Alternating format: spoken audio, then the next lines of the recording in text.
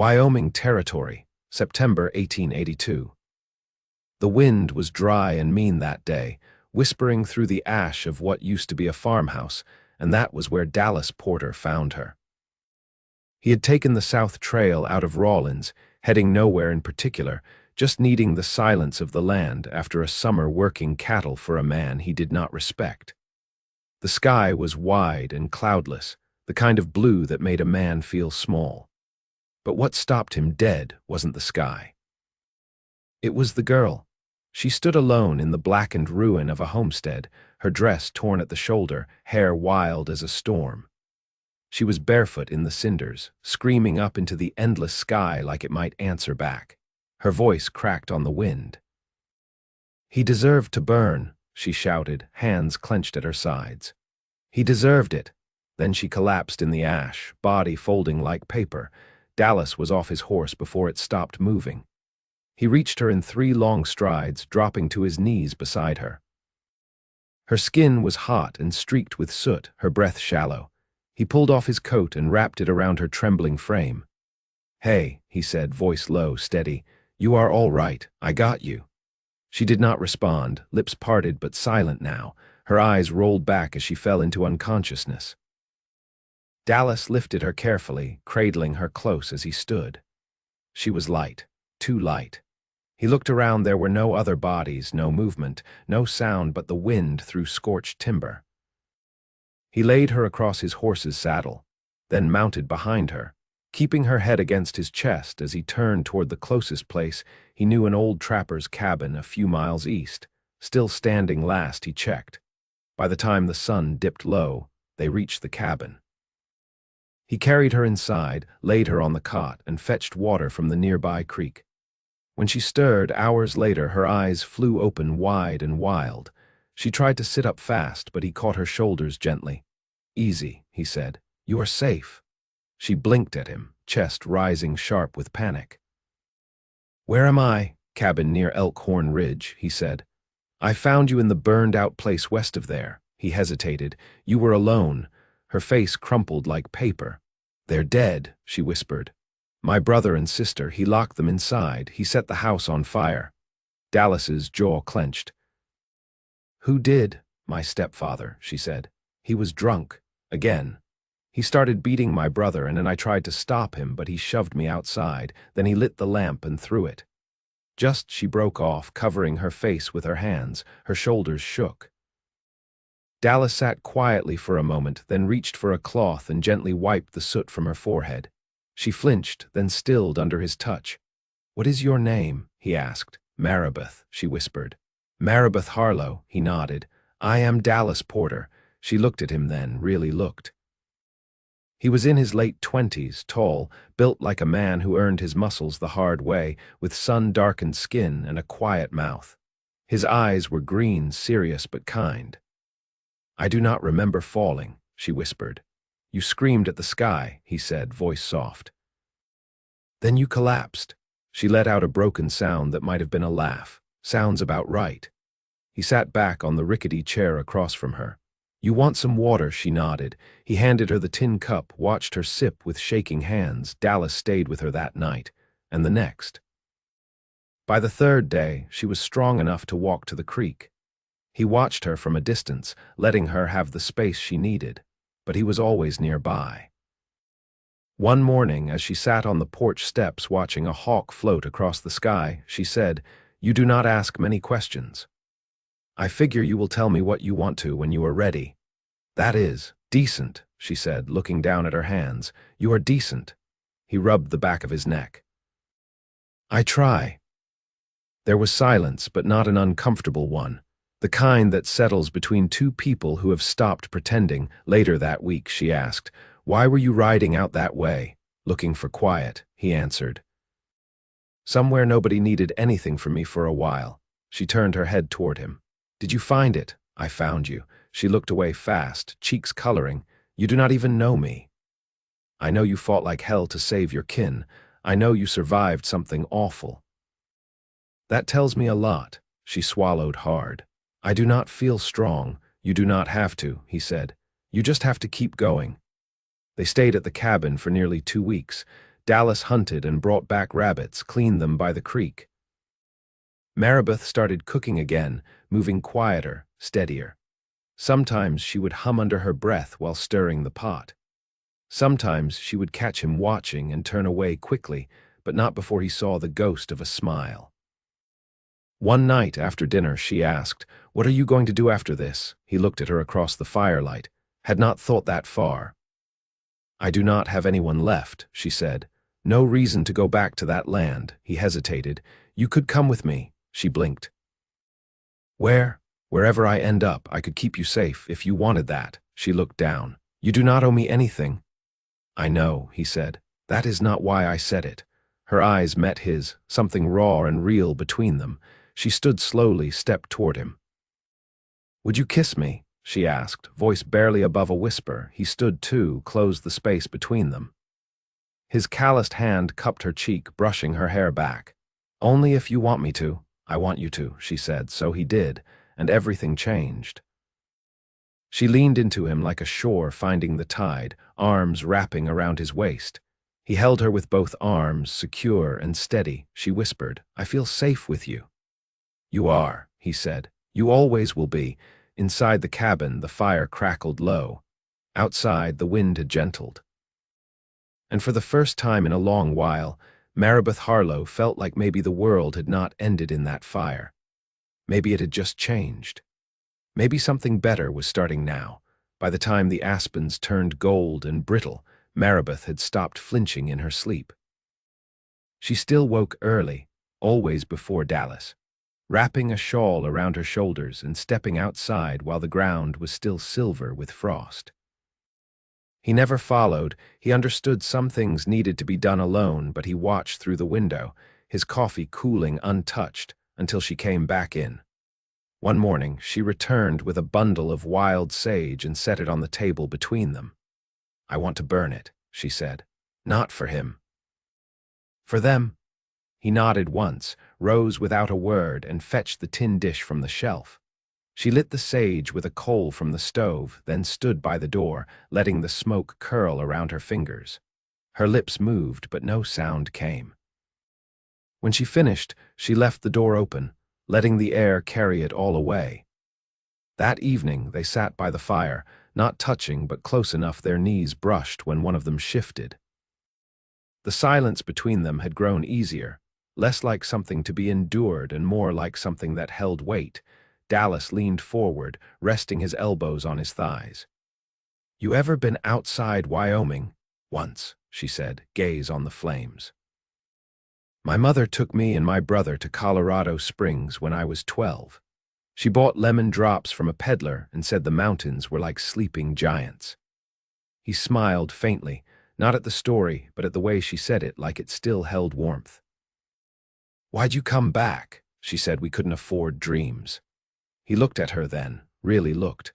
Her hair had grown heavy with dust and sun, and there were lines at the corners of her mouth deeper than a girl her age should carry. But there was something new in her eyes. Less drift, more direction. "You ever think about leaving again?" he asked. She didn't answer right away, her fingers twisted in her lap. "I do now." He let it hang there, unsure if she meant alone or with him. He didn't press. He'd learned not to ask for more than she was ready to give. The next day, Marabeth started tending to the cabin like it might belong to her. She patched the window where the wind got in and scrubbed soot off the hearthstone with a rag and creek water. She didn't ask permission. She just did it. Dallas came back from checking the trap line to find a pair of his socks stitched at the toe and hung to dry above the stove. When he stepped inside, she looked up from the corner where she was mending the quilt. "I found your needle tin," she said. "Hope that's all right." He took off his hat and leaned it on the wall hook. "I was wondering where that went." Marabeth folded the quilt across her lap. "You never said what you're running from." "Wasn't running," he said. "Just tired of being a name on someone else's ledger." She tilted her head, curious. "You were working cattle until this spring. Foreman pushed too hard, paid too little, wanted things done his way even when it meant breaking horses near Cripple. You left." I hit him. "Then I left." A smile tugged at her mouth. "Good," He chuckled, low in his chest. Didn't say I was proud of it. You don't have to be, just means there's a line you won't cross. Dallas stepped closer, watching her fingers move over the worn fabric. You're sewing like you mean to stay. She didn't look up. Maybe I am. He took another step, slow and careful. You sure? I'm not a child, Dallas. I know that. She laid the quilt aside. Then you know I wouldn't say it if I didn't mean it. He reached out, brushing his fingers lightly against hers. I want you to stay, not because you're lost, but because you want this. I do, she said, eyes meeting his. I want this, I want you. He nodded once, his voice low. Then stay. That night she didn't sleep in the cot. She came to him when the fire died low, barefoot and quiet. He lifted the blanket without a word, and she slid beneath it, her back to his chest, his arms settling around her middle. They lay like that until the first blue light of morning. Neither spoke, but it was understood. The next day Dallas rode into Rawlins for supplies. When he returned, he brought back flour, coffee, a length of calico, and a second saddle. Marabeth stood on the porch when he rode up. What's the second one for? He dismounted, handed her the reins. Thought we might ride out together next time. She ran a thumb over the worn leather. You're sure? I'm sure. She nodded, then leaned into his chest, her arms around his waist.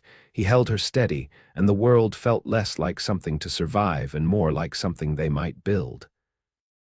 From the ridge behind the cabin, the aspens swayed like they were whispering secrets, and the wind no longer carried smoke. By the end of October, frost clung to the cabin roof like old lace, and the mornings came breathless and white. Dallas had taken to lighting the stove before sunrise, so the room would be warm when Marabeth rose. She never mentioned it, but when she set his plate down each morning, there was a softness in her eyes he hadn't seen before. She finished sewing a second shirt from the calico he'd brought, then started on a new dress that hung better on her frame. The fabric still held the scent of the dry goods store, a faint mix of pine and pipe tobacco. One afternoon, as Dallas returned from checking the east edge of the trapline, he found her kneeling in the soil near the western wall of the cabin, her hands raw from pulling up rocks. He crouched beside her. What are you building? A root cellar, she said, brushing dirt from her forehead. Ground stays warmer, we'll lose less come winter. Ambitious, he said, not without admiration. She nodded. I'm not planning on leaving. He reached for a stone, helped her shift it aside without another word. They worked until dusk, hands scraped and shoulders aching. Later, while she soaked her feet near the fire, Dallas carved a length of cedar into a spoon. His hands moved slow and sure, a habit formed long before her, but now it felt like he was making something that belonged in this place with her. She glanced at the wood in his hand. You always do that. When I've got time to sit, he said, keeps my fingers honest. Will you teach me? He handed her the finished spoon. You'll need this one first. Can't eat stew with just good intentions. The corners of her mouth lifted, and she turned the spoon over in her palm like it was something precious. That night, snow began to fall thin and quiet. The world turned pale under the moon, and the cabin's windows fogged with warmth. They lay close, her head tucked beneath his chin, her fingers tracing the curve of his wrist. Do you think it's wrong? She asked, voice muffled against his collarbone, to feel peace when there's so much I've lost. He didn't answer right away. The fire hissed softly as a log shifted. No, he said, I think it means you've survived. Her hand stilled. Sometimes I wonder what my mother would say, if she'd be ashamed that I stayed with a man like that. Dallas shifted so they were eye to eye. She'd be proud you made it out. That you didn't let what he did be the end of your story. Her eyes searched his face. You really believe that? I do. She leaned forward, resting her forehead against his. I want to believe it too. You will, he whispered. In time, in the weeks that followed, they built a pattern. Dallas hunted while Marabeth gathered what wild herbs still clung to life near the creek bed. She found bundles of rose hips and yarrow, dried them carefully, and lined the shelves he'd built into the cabin wall. One morning, She returned with a bundle of rabbit pelts, her cheeks red from the cold. "I met a man down by the bend," she said, untying her shawl. "Older, said his name was Silas, traps along the river, offered to trade beaver for salt." Dallas set aside the bucket he'd been mending. "You trade him?" "Not yet." "Said I'd ask you." "We don't need much," he said, "but we've got extra beans. Then I'll ride down tomorrow." He studied her, the way she stood square in her boots, chin lifted. "You want me to come? I can handle a trade," she said, then added, "but I wouldn't mind the company." They rode out the next morning, frost crunching under the horses' hooves. Silas was waiting near the bend, thick-bearded and wrapped in layers of fur. He tipped his hat to Marabeth, then eyed Dallas with the wary respect of men who'd known hard winters. The trade was fair. Marabeth bartered 3 bundles of dried beans and a small sack of salt for a pair of good beaver pelts and a jar of rendered fat. Afterward, Silas offered them coffee over a fire built low behind a windbreak of scrub pine. As they warmed their hands, Silas asked, "You two married?" Dallas glanced at Marabeth. She answered first. "No," Silas nodded slowly. "Might think on it. World's getting colder. Better to face it with someone who's already seen you tired and hungry." Marabeth didn't answer, but her hand found Dallas's beneath the blanket, fingers curling around his. They rode home in silence, the sky bruised with early dusk. At the cabin door, Dallas tied off the horses while Marabeth carried the pelts inside.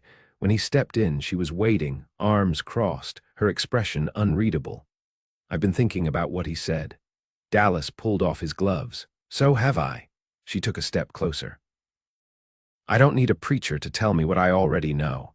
He closed the space between them. "Tell me anyway. I want to stay with you, not just through winter, for good." He rested his forehead against hers. "Then we'll make it so." No more words were needed. They didn't marry in a church or sign papers in town.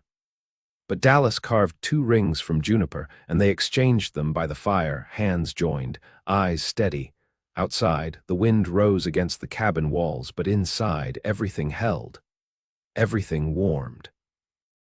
They built their life quiet and strong, one moment at a time. And the girl who once screamed at the sky learned to sing under it instead. By late November, the land around Elkhorn Ridge had turned to silence. The snow lay deep now, not in drifts, but in a stillness that blanketed everything in white hush. The trapline had to be checked on snowshoes, and the cabin's door stuck slightly from frost swelling the frame. Inside, the air stayed warm, thick with the scent of wood smoke and the faint bite of pine sap. Dallas came in one afternoon with his shoulders dusted in snow and a hair slung over his back. Marabeth looked up from the table where she was grinding dried yarrow with the butt of a spoon. "That's the last one," he said, hanging his coat near the stove. "Not much sign beyond the ridge." "There won't be," she replied. "Not until the thaw." She'd taken to drying her own herbs on the strings he strung for her across the rafters. They hung in quiet rows, careful and orderly. She said she liked knowing there was something above that wouldn't fall. Dallas sat across from her, watching her fingers work the edge of worn cloth she'd bound into a small pouch. "What's that for?" "Fever," she said.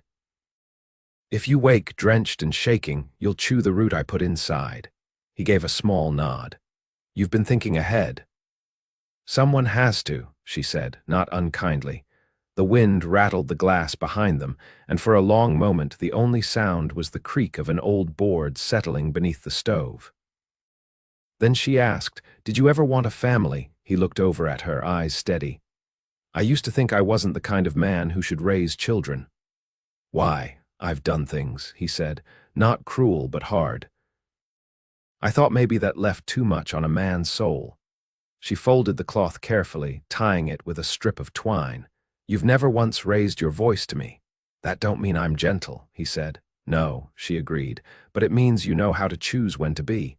He didn't answer right away. Outside, the snow fell heavier. The light from the window had gone soft and gray.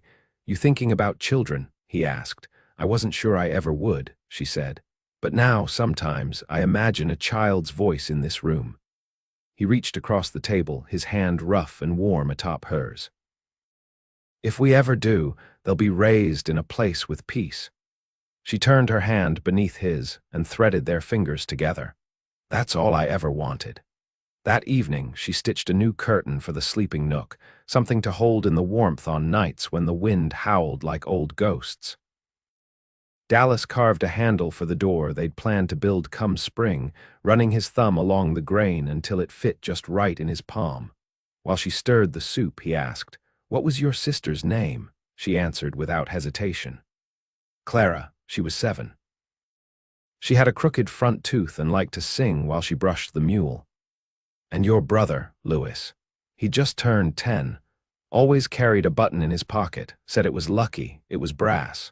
From a Union coat he found buried in the orchard, Dallas didn't speak.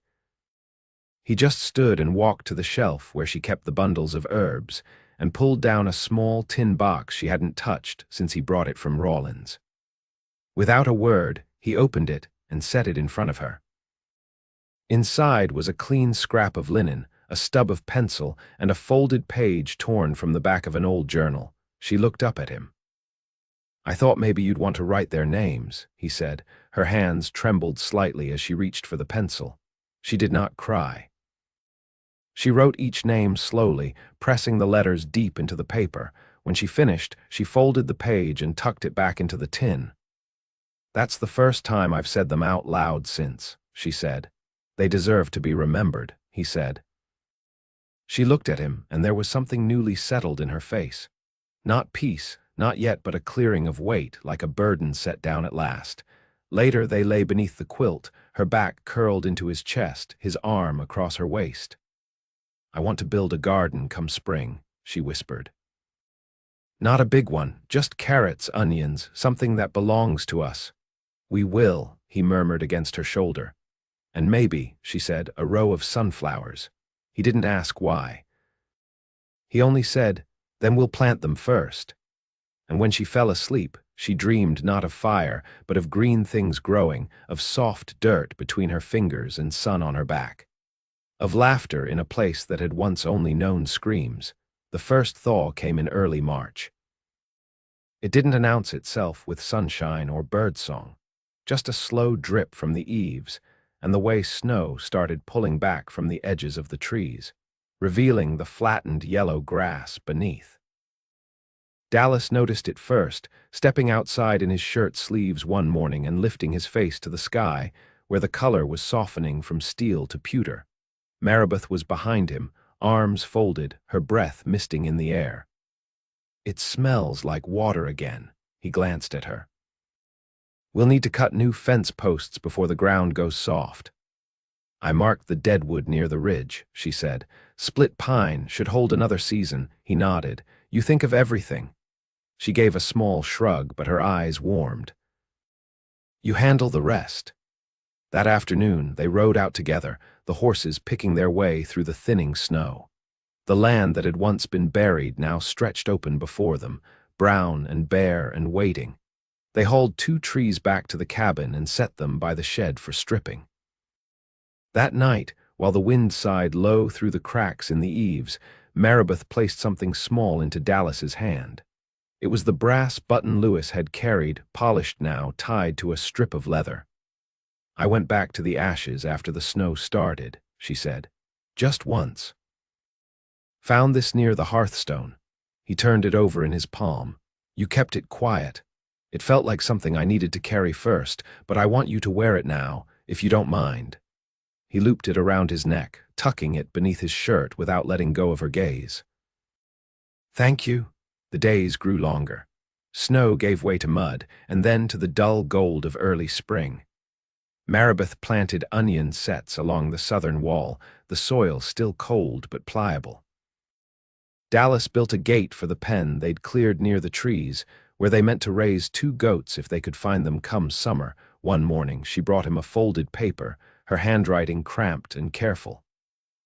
"I wrote to the land office in Laramie," she said, "about filing a claim." The homestead law says I can take up to 160 acres. You've already improved it with the cabin. He took the letter. You're going to put the land in your name, in ours, she said, if you'll sign it with me. He didn't answer right away. He set the paper down and reached for her hand, pulling her gently into his lap. I never thought about owning land. You've been building it, she said. Whether you meant to or not, he kissed her temple. Then I'll make it ours. They rode to Laramie in April. The journey took 2 days, the trail soft and rutted with melt. Marabeth wore the new dress she'd sewn from muslin Dallas had traded for in Rawlins. He wore his best shirt, still marked at the collar from years of honest work. At the clerk's desk, they signed their names side by side. The man behind the counter squinted at the paper, then looked up. You two married, Dallas nodded. By choice and by vow. Well, the clerk said, that's enough for this office. They stayed the night in town, sharing a room above the dry goods store, the windows rattling with a passing windstorm. In the dark, she lay with her head on his chest, listening to his heartbeat. You ever think we'd end up like this? She asked. No, he said, but I hoped we might. She smiled against his skin. I think I'd like to get a dog. His chest rose with a laugh. That's the first thing you'd add to this life. Dogs don't ask for much. Just food and a place to belong. He kissed her hair. Sounds familiar. By summer, the cabin had doubled in size. Dallas built a second room with hand-felled logs and a window that opened toward the creek. Marabeth filled the shelves with jars of pickled onions and dried rose hips.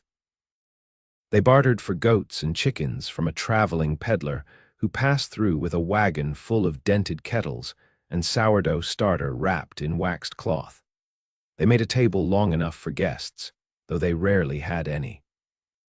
Silas rode up once, bringing 2 smoked trout and a length of linen. Your woman said she'd trade eggs, he said to Dallas. I'm just here to hold up my end.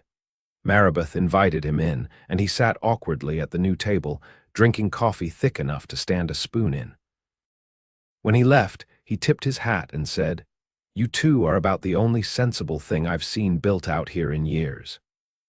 In the fall, they planted a second garden, larger now, with rows spaced by string and marked with carved stakes. Marabeth kneeled in the dirt, her hands firm and sure, while Dallas hauled water from the creek in buckets. Their days passed in sweat and laughter, in quiet meals and soft evenings watching the sun stretch long over the ridge. One morning, she pressed his hand to the soft curve of her belly and whispered, There's another heartbeat now. He wrapped his arms around her, burying his face in her hair. You sure? I've never been surer.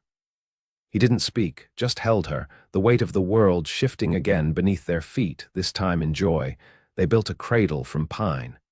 She carved a sun into the headboard, and Dallas lined it with wool he'd traded for in town. The child came in the spring, a boy with her eyes and his quiet mouth. They named him Elias. When he cried in the night, Marabeth would hum to him until he settled, and Dallas would stand by the window, watching the stars shift overhead, a warm bundle of life in the crook of his arm. Years passed. The land turned green, then gold, then white, then green again. The garden grew. The goats multiplied. Elias learned to walk between the rows of sunflowers Marabeth had planted along the south side of the house, their heads bobbing in the wind like sentinels.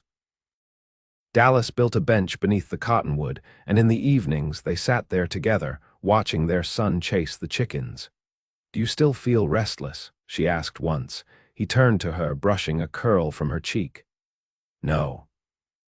You're where I was always meant to stop.